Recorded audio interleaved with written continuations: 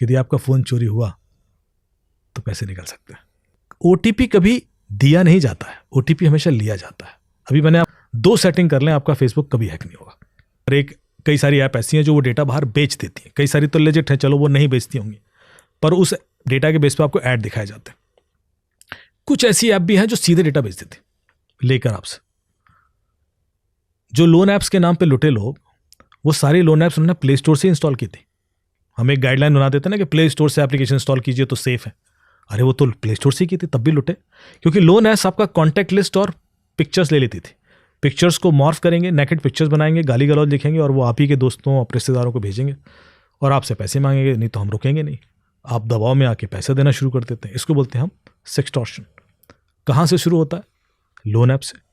इस तरह की और सारी ऐप हैं जो आपकी इन्फॉर्मेशन लेकर बाहर बेच रही हैं, क्योंकि वो सेक्सटॉर्शन नहीं कर सकते तो दे कैन सेल इट। आपने ध्यान नहीं दिया क्या वो क्या क्या एक्सेस दे दिया आपने।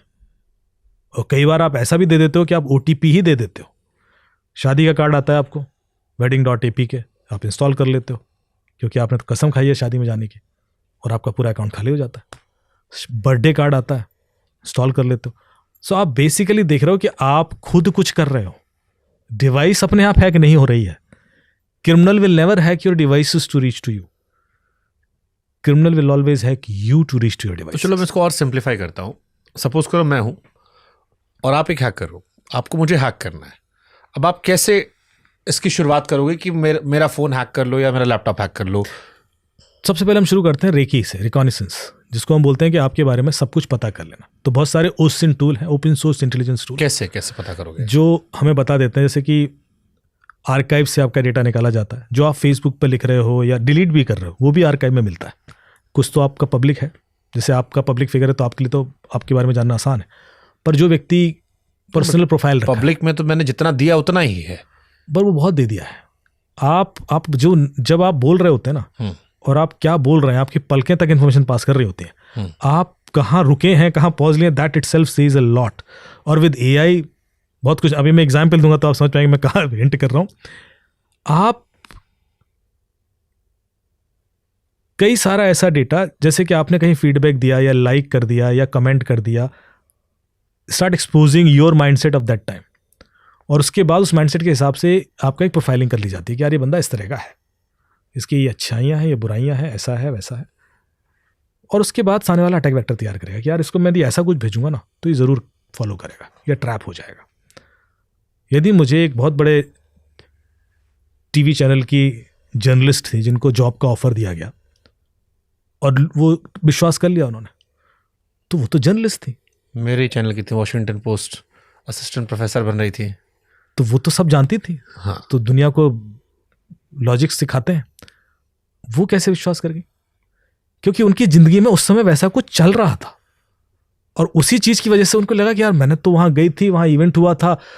उन्होंने फिर यही बोला कि वहां इवेंट में फोटो थी और उसके बाद मुझे मेल आ गई उस यूनिवर्सिटी से, तो मुझे लगा ये तो लिंक्ड है। अब आप किसी इवेंट में गए, आपकी एक फोटो है और उसी कॉन्टेक्स्ट में मैं कोई ईमेल कर देता हूं विद ऑथेंटिक डोमेन, बिल्कुल वही डोमेन होगा, तो आप इग्नोर नहीं कर पाएंगे क्योंकि आप इतना बिजी हैं कि हर चीज के थोड़ा वेरीफाई करते फिरेंगे आप। एंड एक कदम भी आगे बढ़ा तो फिर वो ट्रैप बढ़ता चला जाता है।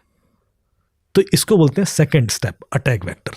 तो नॉर्मली जब क्रिमिनल आपको कॉल करता है वो UPSC का 3rd अटेम्प्ट होता है। इससे पहले 2 अटेम्प्ट हो चुके होते हैं। पहला होता है रिकॉनिसेंस और दूसरा होता है अटैक वेक्टर तैयार करना, कि पहले उसने रेकी की, प्रीलिम्स दिया, उसने सब निकाल लिया, फिर उसने एक अटैक वेक्टर तैयार किया कि आप इसको भेजना शुरू करो।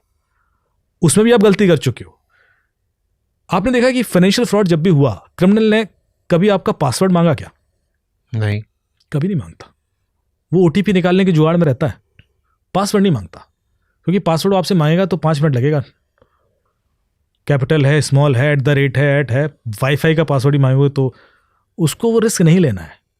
उसके पास और उतने में आधा आदमी मना भी कर देता है रिस्क, क्योंकि उसके चांसेस कम होते चले जाएंगे। पासवर्ड उसके पास ऑलरेडी है, उसको सिर्फ आपका OTP चाहिए। तो उसका पासवर्ड है कैसे ऑलरेडी? इसका मतलब इससे पहले किसी अटेम्प्ट में उसने पासवर्ड निकाल लिया आपका, या तो आपसे निकलवाया या कहीं और से मिला, पर है ना, तभी तो वो 3rd अटेम्प्ट की ओर गया है। तो जब तक ये 2 अटेम्प्ट नहीं हो जाएंगे 3rd अटेम्प्ट सक्सेसफुल हो ही नहीं सकता। तो जब किसी के संग साइबर क्राइम हो रहा है तो ये मान ले कि उससे पहले 2 बार उसको मौका मिला था बचने का, जो उसने इग्नोर किए या ट्रैप हुआ, और इस वजह से ये अब हालत इस हद तक पहुंचे कि अब आप बच नहीं सकते, क्योंकि अब आप final coffin in the nail पर आ चुके हैं, जिसमें उस बंदे के ने पूरा अपने असलहे तैयार कर रखे हैं। एक केस जैसे अभी शुरू है कि आपको आपके बच्चे की आवाज़ में फ़ोन आता है कि पापा मुझे पुलिस ने पकड़ लिया है, और ऐसा ऐसा सब पुलिस वाले का फ़ोन आएगा कि हमने इसको ड्रग्स के संग पकड़ा है, रेप चार्जेस में पकड़ा है, इसको थाने ले जा रहे हैं और मामला यहाँ सुलटा देंगे, 2-2.5 लाख रुपए दे दो। ऐसे करके लोगों ने पैसे दे दिया। लोग विश्वास कर लेते हैं, उन्हें बच्चे की आवाज़ ही लगती है कि AI वगैरह भी है। तो एक सज्जन मुझे बोले कि मुझे आया ऐसा फ़ोन, और मुझे लगा बच्चे की आवाज़ है, और एकदम से घबरा गया, और फिर मुझे लगा कि मेरा बच्चा तो बगल वाले रूम में है।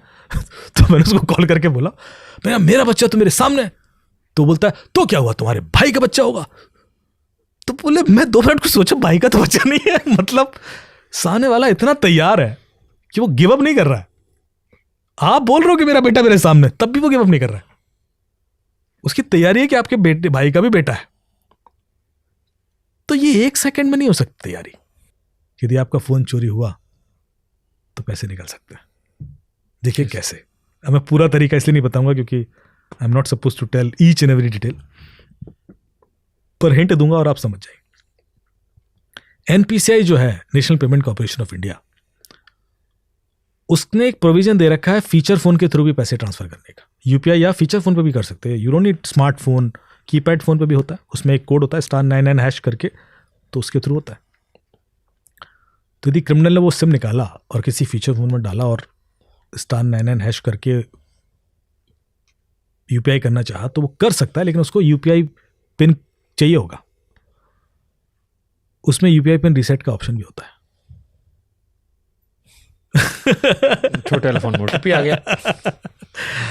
अब लेकिन UPI पिन रीसेट करने के लिए आपको एक इन्फॉर्मेशन और चाहिए, जो मैं अब इतना आसानी से बताऊंगा कैसे मिलेगी, और उसके बाद पैसे निकल जाते हैं। बस वही एक छोटा सा हिंट मैं नहीं देना चाहता, बाकी अब सब समझ गए कैसे होगा।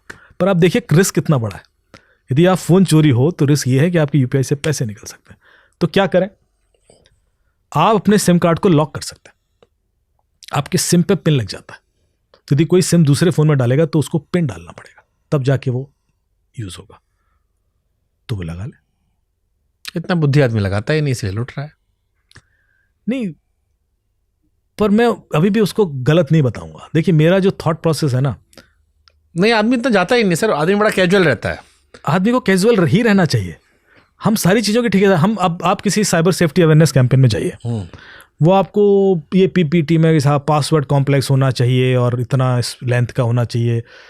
फिर आपको एक कैंपेन दिखाई जाएगी, डोंट शेयर OTPs, हर जगह पोस्टर लगे हैं। मुझे बताइए आज तक किसी ने, मतलब हम पब्लिक को इतना बेवकूफ़ समझते हैं कि वो OTP बांटते फिर रहे हैं कि हाँ लिखिए OTP, अरे वो अपना बैंक का OTP दीजिए, हाँ लिखो ना। ऐसे होता है क्या? मतलब शुरू में शायद रहा होगा, जब अब तो नहीं हो स्टेज सकता में ना। रहा, अब तो। पर अभी भी कैंपेन तो वही चल रही है।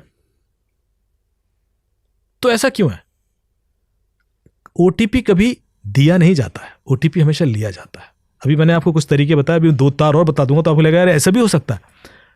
बट हर बार ट्रिक अलग है, और उस ट्रिक में कोई भी फंस सकता है। जिसने ये पोस्टर सुबह से शाम भी देखा होगा ना, हम मतलब वो भी फंस जाएगा। आप मुझे ही फंसा सकते हो, मैं इमेजिन कर सकता हूं। तो इससे आप कि उस अवेयरनेस से कोई फायदा नहीं हो रहा ना। My point is that even if you are trying to create awareness, but if it is not direct correct नहीं है। बट जैसे पुलिस लेट आती है, ऐसे साइबर क्राइम भी लेट से अपडेट करता है। उसी लेट में तो सर करोड़ों का खेल हो जाता है। दिक्कत तो ही है। अपने फोन में कैसे सेफ रखे, मतलब मैं देखिए बेसिक घूम फिर के वहीं आ गया मैं। एक तो हो गया कि अगर बहुत स्मार्ट हैकर है, जैसे हम कहते हैं ना कि ताला हम शरीफों के लगाते हैं, वरना तो जिसको चोरी करना हो कर ही लेगा। शरीफ आदमी की नीयत खराब ना हो, इसलिए हम ताला लगाते हैं। ऐसे ही अगर कोई बहुत हाईली प्रोफेशनल उस लेवल का है, वो तो आपका फोन कैसे भी हैक कर लेगा। एक नॉर्मल हैकर से बचने के लिए एक आम इंसान को, आम भारतीय को क्या करना चाहिए? 4-5 चीजें जिससे उसका फोन बचा। क्योंकि आप सेटिंग्स पे जाना चाह रहे हो तो मैं आपको क्विकली कुछ सेटिंग्स बताऊंगा। सबसे पहले तो आपका WhatsApp 2 फैक्टर ऑथेंटिकेटेड होना चाहिए। यदि नहीं है तो कर लीजिए। WhatsApp की सेटिंग्स में जाएं, अकाउंट्स करके ऑप्शन आएगा, उसमें तीसरा ऑप्शन है 2 स्टेप वेरिफिकेशन। क्लिक कीजिए, उसमें 6 डिजिट का कोड मांगा जाएगा। वो 6 डिजिट का कोड आपका डेट ऑफ बर्थ नहीं होना चाहिए, कुछ और हो, ऐसा हो जो सिर्फ आपको पता है, किसी और को नहीं पता है, तो आपका WhatsApp सेफ। अब आपका कोई OTP भी ले ले WhatsApp का, या फ़ोन भी चोरी हो जाए, आपके WhatsApp को एक्सेस नहीं कर पाएगा। डन, व्हाट्सएप सेफ है तो आपकी 90% लाइफ सॉर्टेड है।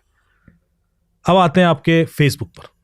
फेसबुक पर लोग कंप्लेन करते हैं साहब मेरी फेसबुक की प्रोफाइल पिक्चर निकाली, नया प्रोफाइल बनाया, मेरे दोस्तों को रिक्वेस्ट भेज रहे हैं और पैसे मांग रहे हैं या उनको हैक करने की कोशिश कर रहे हैं। 2 सेटिंग कर लें, आपका फेसबुक कभी हैक नहीं होगा।